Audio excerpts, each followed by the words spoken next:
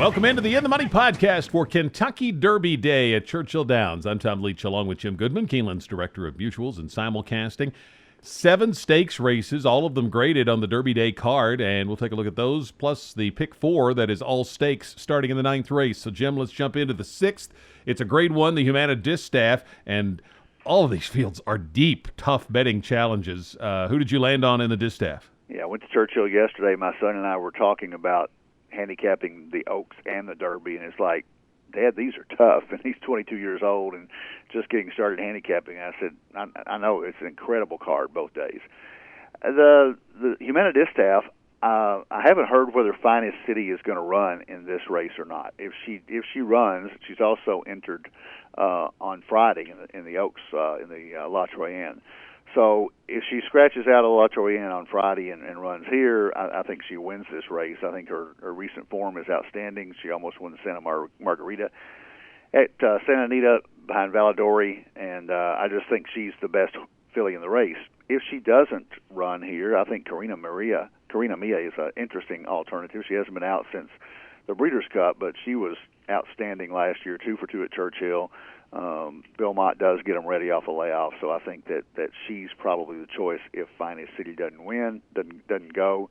And Paula's Silver Lining, the 2-horse for Chad Brown, who won the Madison at Keeneland rather impressively, got up by neck at the end over a couple of good horses, including paid-up subscribers. So that's my caveat here. If Finest City runs, I think she wins. If she doesn't run, I think it's a great race with the other 6 horses, most of them having a chance here. I ended up with Carina Mia either way.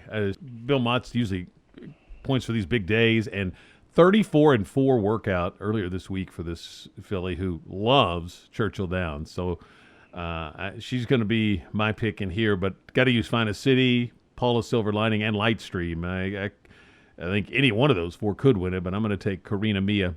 7th race is the Grade 2 Distaff Turf Mile, and this one, Miss Temple City is certainly on class, the one to beat. She's coming off a layoff. I think they were going to try to get her into the Maker's Mark mile and couldn't quite get her ready. So she's the most likely winner. But there are a couple of horses that I'm intrigued with. I'm going to pick one of these. Believe in Birdie. It's prove it time for her. She got 4 wins at a mile. She's never been better. Figures are good enough to fit with these, and she's got speed. You know, you want to see the turf course going to probably take a lot of water by this time Saturday that this race runs. So see how the turf course is playing. If it's playing to closers, then you would downgrade Believe in Birdie's chances. But I'm going to try to upset them with Believe in Birdie. Got to use Miss Temple City. Hillsboro High, I'll throw in there. Harmonize, the Grade 1 winner. I'll use her. And I'm going to add Mississippi Delta. That last race was encouraging. And I heard the Cassies, Norm and his dad Mark, on a radio show last weekend. And at Norm actually was talking up this horse, Mississippi Delta, that thought she would run big. So it's a big ask, but just off that interview, I'm going to throw her in there as well. But Believe in Birdie is going to be my pick in the Distaff Turf Mile. How about you? We talk about this all the time. We don't talk about it before we do the podcast, but I'm on the same horse. I think she's the controlling speed in here, and I think that Miss Temple City obviously is classy, just an outstanding mare, but she hadn't been out since December, nor has Roca Rojo, another filly that I like in here, another mare that I like in here. So I think everything points to Believe in Birdie getting a fairly easy lead. I don't see the other speed in here. I think Hillhouse High could possibly run with her, but I think it sets up well for Believe in Birdie, again, if the track is not just bogged down and lead horses are not holding up early in the card, and especially on Friday. So Miss Temple City would be the logical choice. She's got 3 straight triple-digit buyers, but I think she might need one. So she was unable to defend her Maker's Mark mile crown this spring at Keeneland, so she hasn't been training like they want her to, and now she's going to exit a December race for a May race, and I'm not crazy about that. So Believe in Birdie is my choice, but in multiple leg wagers I would not single believe in Birdie, I would use Miss Temple City, Roca Rojo, and probably Mississippi Delta, the one you talk about for Cassie. We move to the 8th race, the Grade 3 Pat Day Mile for the horses that couldn't get into the Kentucky Derby, didn't earn their way in. And it's 3-year-olds going a flat mile. This used to be the Derby trial, and I think they've repositioned it in a nice spot. Who did you land on in a wide-open race? It is a wide-open race. There are a lot of horses that failed their test to get into the Derby, so this is a consolation prize. They were planning on coming to Churchill anyway. I narrowed it down to 5 horses. That's the best I could do. No Dozing, the 5, ran a really big race to Lexington, just got beat by a senior investment on West Coast by a neck, and was the favorite there. So Delacour has this horse running well, and his form is as good as anybody else in here, because the others I'm going to talk about kind of failed in their last test. Local Hero, the 1, did run well in Louisiana, just couldn't beat Gervin the last 2 times, and really had no excuses. I mean, he either had the lead or was right up on the lead and just did not finish. And Local Hero is obviously a notch below the Derby horses, but he's good enough to win this race, this Grade 3. Uncontested, didn't run a step in the 2 races at Arkansas. Go back to the Smarty Jones on a sloppy track, though, and if you get a sloppy track, Uncontested moves way up, the 4 horse for Wayne Catalano. Excitations, the 9 rather, ran well at Keeneland in a 7 furlong race and stretches out to a mile here. Won by 4 1/4 in an allowance at Keeneland as the favorite, but was very impressive. And then Wild Shot, the 8, kind of faded badly in the Bluegrass. But before that race, out the Tampa Bay Derby, ran behind Tap Pretty, ran behind McCracken a couple times in Tampa and Churchill. So got a lot of horses here who are a notch below, who are trying to rebound. I could narrow it down very, very well. I would say that if it rains, I'm going to use Uncontested, and if it doesn't rain, probably No Dozing or Wild Shot. I'm going with Uncontested pretty strongly here. I love the work last week that this horse had. All the guys covering the Derby horses were talking up this as the work of the day that had happened on April the 25th. They're switching to Mike Smith in the saddle. And I think if this horse runs big, that they'll wheel him back into Preakness because he was on the Derby trail. And I think with his speed, I think they will take a shot. It's just a guess. I don't know anything. I'm just guessing if he runs big that the Preakness might be the next spot for this one. So I'm going to take the position he's just going to break the hearts of anybody that goes with him. And then I'm going to look for horses coming from off the pace a little bit or a lot to finish out the exacta. So I'm looking at horses like Bobby on Fleek, the 11, You're to Blame, the 9, Warriors Club, the 12, Local Hero, the 1, and Wild Shot, the 7. Probably in that order would be my choices. Underneath Uncontested, my pick to win Pat Day Mile.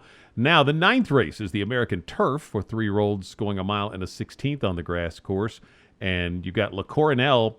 Last I heard, they were still thinking of putting her in against the boys in here off a ultra impressive performance at Keeneland. So I'm going to assume she's in here. I loved Good Samaritan in the Breeders' Cup last year, and he had a troubled trip and came up late to hit the board. You've got the champion Oscar Performance. Who did you land on? Yeah, this is the start of the late pick 4, and because you got to go a little bit deeper in the Woodford and the Derby, I took a stand here with 2 horses, and I'm assuming, as you, that La Cornell runs here, and I'm going to use her. I think Mark Cassie's a whole lot smarter than we are, and if he passes the Philly race on Friday to run here, I got to believe she's doing just as well now as she was at Keeneland, and she was ultra impressive at Keeneland in winning the Appalachian. So I'm going to take her, but to back myself up, I'm going to take Oscar Performance because I think he needed that race in the Transylvania. Got out of the gate slow and just went off at 3-5. Big favorite, Breeders' Cup Juvenile Turf win last year, and if he's back to his best, I think he's the best boy in here, and I think La Cornell tackling the boys is obviously the best girl. So I'm going to take a stand with those 2 and box them in the exact of 4 and 11. I'm going to take a little bit of a swing here with Parlor. I've been waiting for this horse to run back on the turf after the polytrack experiment and the Spiral Stakes failed. Now, he's coming back in a really tough spot, but his previous race down at Tampa was so impressive that I gave him a big shot in the Spiral, and he just didn't like the poly. But coming back here, I think he will run big. I just don't know if it'll be good enough, but I think the price will be good enough that I'll get paid nicely if I'm right. So I'm going to go Parlor here. Use him with Inexactas with Oscar Performance, Le Coronel, and also Good Samaritan, just because I love that one so much from last fall and making his 3-year-old debut here. And we get to the pick 4. I'm going to use all 4 of those. I couldn't narrow it down of those 4 for me. The 10th race is the Grade 2 Churchill Downs, 7 furlongs. You got Awesome Slew, comes off a nice win in the Commonwealth at Keeneland, and some strong California invaders. Who did you land on? I was hoping to catch one of these races that I could go light in to really cover the Derby, but this one probably isn't it. I narrowed it down to 5 horses. Awesome Slew won the Commonwealth after a bad start, but he needs a good trip. He's on the one hole, which I don't really care for at Churchill if you're coming out of it at 7 furlongs, and he needs a break up front. He needs some horses to go, and there are a couple of horses that will go. Masochistic is going to go lead out of the 2 hole, and I like him. He's 8 for 15 lifetime and 3 for 4 at the distance, 1 for 1 at Churchill. Clearly now moves way up in class, but had a 104 buyer last out at 7 furlongs at Gulfstream and loves this distance. Limousine Liberal, I'm not giving up on him. I've picked him the last couple of times. I thought he'd run well in the Commonwealth, and Awesome Slew beat him really easily, but he needed a race coming off the Breeders' Cup Sprint. So Limousine Liberal, if he comes back to his old form, he can run a triple-digit buyer as well. And then Denman's Call, the upset winner of the Triple Bend at Santa Anita last time out at 7 furlongs. I got to throw him in there because he beat Masochistic. That's the 5 horses that I like. I would give Awesome Slew a slight edge, but I'm afraid that Masochistic is going to get the jump on him, and Awesome Slew may get stuck inside. So it's 1, 2, 5, 9, 12, probably in that order. Yeah, I ended up taking Awesome Slew, but I have the same concern about the post position that you have. I loved his race last time in the Common, a good bit of speed to set up his late run here, so I took him, but it's a little bit of a shaky pick. Masochistic, I'm like you, I think it's the one to beat. If you wanted to find a single, you could take a shot with him just because he'll be on the front and they may not catch him. But coming out of California, sometimes horses that come from off the pace do better when they get away from the California speed. So I'm going to throw in Solid Wager, the 7, in my pick 4. Denman's Call I would use as well. And then El Kabir is another one that I would throw in the mix for an exacta play in this race, but I'm not going to use him in the pick 4 just to keep the ticket manageable. The 11th race, the Grade 1 Woodford Reserve Turf Classic, 1 mile and an 1/8 on the turf. This was tough for me between Divisadero and Beach Patrol. I like both of them. I think Bala Bali is not as good at 1 mile and an 1/8 as he is at 1 mile. So I went back and forth. I finally went to Beach Patrol. First start of the year was his best number, just ultra consistent. Nearly won here on this weekend last year, so likes the course. And Chad Brown's just so tough that I'm going to take Beach Patrol, but probably the way I would play the race is take Beach Patrol and Divisadero and Exactas on top, and then use both of those in the 2 hole with Kasaki, Balabali, and if you want to add another one, maybe the improving Bala Rocks from the outside. But Beach Patrol and Divisadero, the 2 I'm going to use in the pick 4, and Beach Patrol for the win. How about you? Well, I went the other way. I think Divisadero, 2 for 2 at Churchill, one of his biggest wins at Churchill was the American Turf in 15, and then he came back and won this race in 16. So he's had a couple of pretty good Derby days. So Divisadero got what he needed out of that last race. He came from way out of it, just got nipped. I thought he won, but he got nipped on the wire at Keeneland. I think it sets him up perfectly for this, and with the home court advantage, I think I'm going to go with Divisadero. I will also use Beach Patrol, the 8, who just missed in a Grade 1 at Gulfstream. Bala Bali, you're right on the distance, but with Castellano and winning the Kilroe Mile, he's better at 1 mile, but I wouldn't throw him out here. I think he's still got a shot. And the horse that you mentioned at the end of your comments is a horse that I think is a live long shot here. Bala Rocks was flying at the end of the Makers 46 Mile. He came from 11 out of it, got beat by half a length to American Patriot and Heart to Heart, closed into a good pace there at 19-1, and I think he's getting a lot better at the right time. It would not surprise me to see him fly down the lane in this 1 1/8 stretch out and catch the front runner. So I'm going to use him in the pick 4. I'm going to use him certainly underneath the Exactas and Tries. But Divisadero is my choice here, but I give a big shot to Bala Rocks on the outside. Brings us to the Grade 1 Kentucky Derby. A lot of the experts, Jim, are saying this is a much more wide-open Derby than we've seen in recent years. What's your take? Well, the last couple of years, actually the favorite has won the last 4 years, and I know that I was on Nyquist last year, and obviously the Chrome and Pharaoh the 2 years before, but I don't see a standout here. Nobody really does, and I do think there are throwouts. I think it's just like every other Derby when you've got 20 horses. The automatic throwouts are the 1 and the 20. There's no way looking at Lee wins for the 1, and there's no way that Patch wins from the 20. So you're only down to 18 horses to eliminate. So, and I'm not sure that this Thunder Snow can win from the 2. Nobody's won from the 2 since before they won from the 1. So I think there are some throwouts, and as you throw them out, you wind up having question marks on the contenders. The least number of question marks are the top 2 horses that I picked, and I went with McCracken on top. Ian Wilkes, I think, got exactly what he wanted out of the Bluegrass. He ran a good, solid third. He didn't pump him dry. He didn't have to win the race. That was a strangely run race here at Keeneland with 4 top Derby contenders who all ran behind a maiden, and a lot of people are going to look at that and say it was a weak race.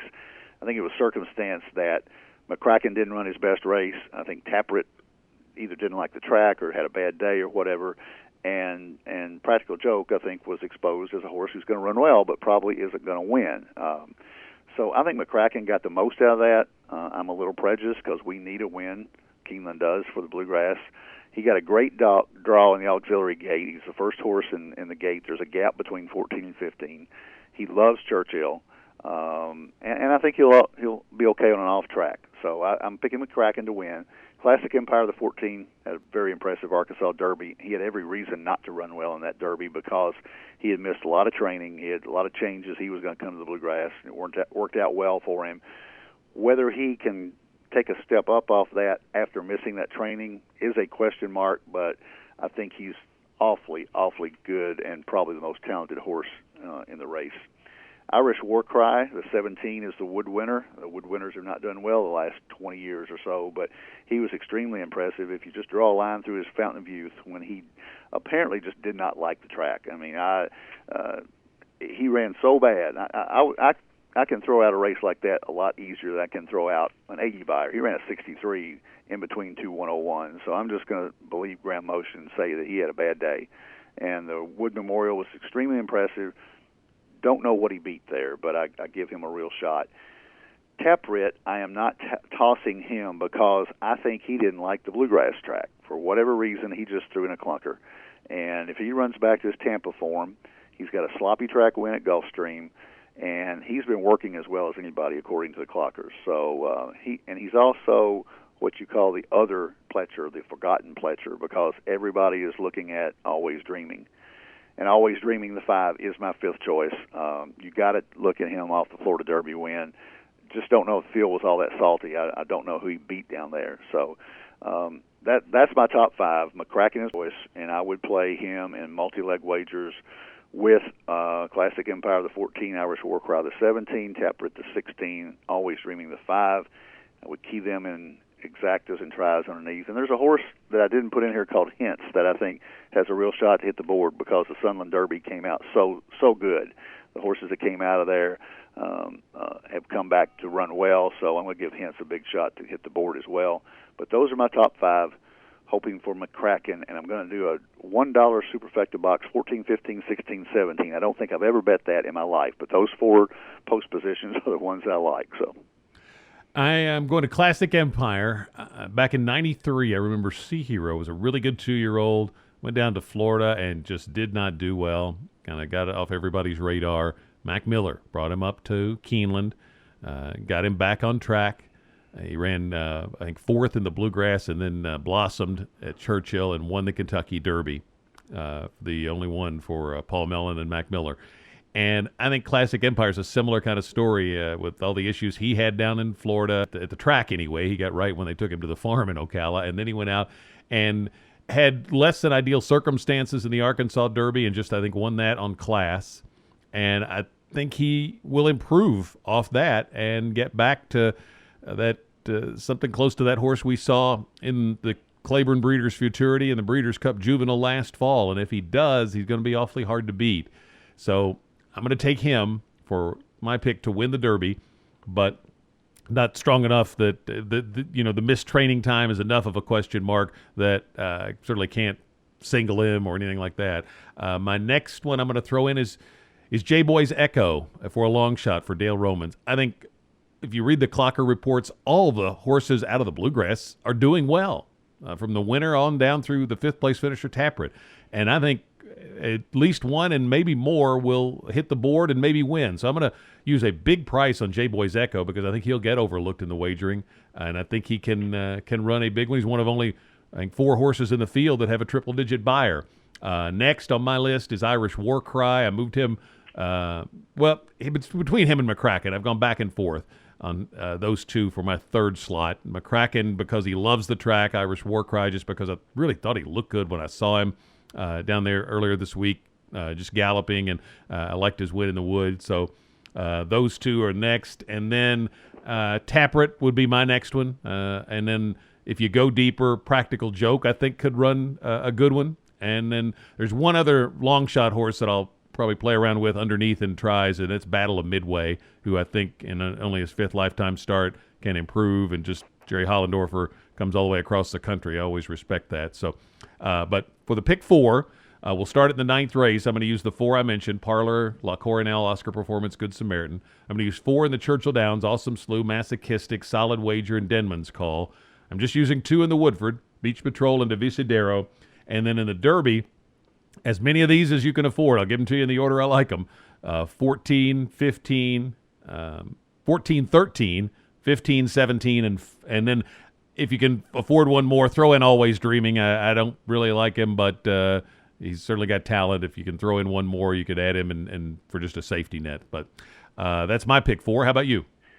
My pick 4 is $140, and that's more than I usually spend on these podcasts, but it's a big day, so I'm going to try to go deep in the Woodford and a little bit deep in the Woodford, and then very deep in the Derby. I'm going to take in the 9th race. I'm going to use just the 4 and the 11. So I'm going to take the stand that we talked about in the 9th race with Oscar Performance and with La Coronel. Then in the 2nd race, the Churchill Downs, I'm going to go 1, 2, 5, 9, 12 with Awesome Slew, Masochistic, Clearly Now, Limousine Liberal, and the outside horse, which is Denman's Call. There's 5 horses there. In the Woodford, I'm going to go 2, 6, 8, 12 with Divisadero, Bala Bali, Beach Patrol, and Bala Rocks. And then in the Derby, I'm going to go 7 deep. So if you got your pencils out, it's number 5, Always Dreaming, number 8, Hints, number 10, Gunnavera, and then 14, 15, 16, 17, the 4 that I like the best: Classic Empire, McCracken, Taproot, Irish War Cry. So that's 2 by 5 by 4 by 7, $140. Guaranteed to make money if it hits. Fun day for horse players. Best of luck if you can't get to the track or out to the Red Mile or Keeneland here in the Lexington market. Make sure that you've signed up with Keeneland Select and that you funded your account so you can take advantage of what are sure to be, you'll look up on the screen and think, there's no way I thought that horse would go off at that price. And if you got your Keeneland Select account ready, you can get a wager in real quick. So best of luck this weekend. For Jim Goodman, I'm Tom Leach. That's the In the Money podcast for KeenelandSelect.com.